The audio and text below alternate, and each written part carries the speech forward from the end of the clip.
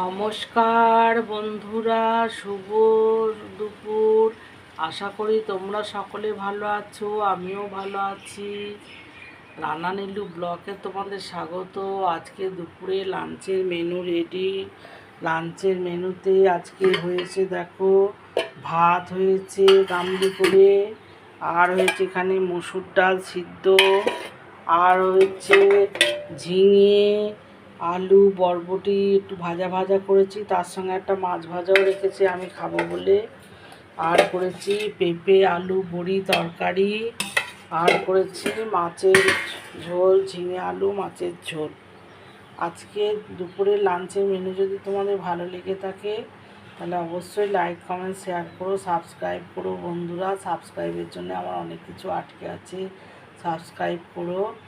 আর তোমরা সকলে ভালো থেকো।